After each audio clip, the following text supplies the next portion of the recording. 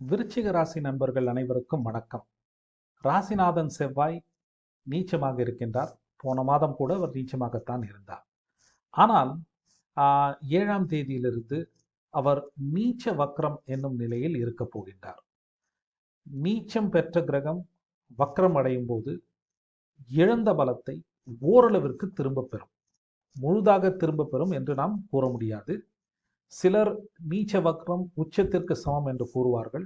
அது ஏற்புடைய கருத்தல்ல. ஓரளவிற்கு இழந்த பலத்தை ராசிநாதன் திரும்ப பெறுவதுதான் நீச்ச வக்ரம் அப்படின்ற ஒரு நிலை. ஆனால் ராசிநாதன் நீச்சமாக இருக்கும் குறையை சூரியன் 1ஆம் வீட்டிலிருந்து ஏதோ ஒரு விதத்தில் ஈடு செய்கின்றார். மாதத்தின் முதல் பகுதியில் சூரியன் 1இல் வலுவாக சுபத்துவமாக இருப்பதால் உங்களுடைய ஆத்ம பலமும் தன்னம்பிக்கையும் நன்றாக இருக்கும். இதனால் பிரச்சனைகளை சமாளிக்க முடியும், நல்வாய்ப்புகளையும் ஏற்படுத்தி கொள்ள முடியும்.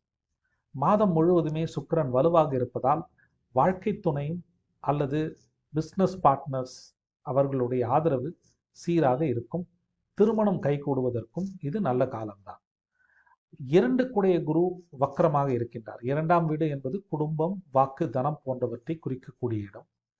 பேச்சை குறிக்கக்கூடிய கிரகமான புதனும் வக்கரமாக இருப்பதால் மாதத்தின் முதல் பகுதியில், இது குறிப்பாக ஏன்னா மாதத்தின் முதல் பகுதி வரை புதன் வக்கரமாக இருக்கின்றார். ஸோ மாதத்தின் முதல் பகுதி வரை பேசும் பேச்சில் கவனமும் நிதானமும் தேவை. பேசும் பேச்சா பிரச்சனைகள் எழுவதற்கு வாய்ப்பு இருக்கு. ஓகே, இன்றைய காலகட்டத்தில் பேச்சு என்பது கம்யூனிகேஷன், டிஜிட்டல் கம்யூனிகேஷன் போன்ற விஷயங்களையும் குறிக்கும். நீங்கள் யாருக்கோ ஒருத்தருக்கு மெசேஜ் அனுப்புறதா நினைச்சிட்டு வேற யாருக்காவது அனுப்பிச்சிங்கன்னா பிரச்சனைகள் வரலாம் இல்லையா?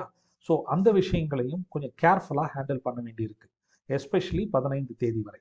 ஓகே, குரு வக்கரமாக இருப்பதால் பணம் சார்ந்த விஷயங்களிலும் கொடுக்கல் வாங்கல் விஷயங்களிலும் கொஞ்சம் எக்ஸ்ட்ரா கேர், கவனம் கண்டிப்பாக தேவை.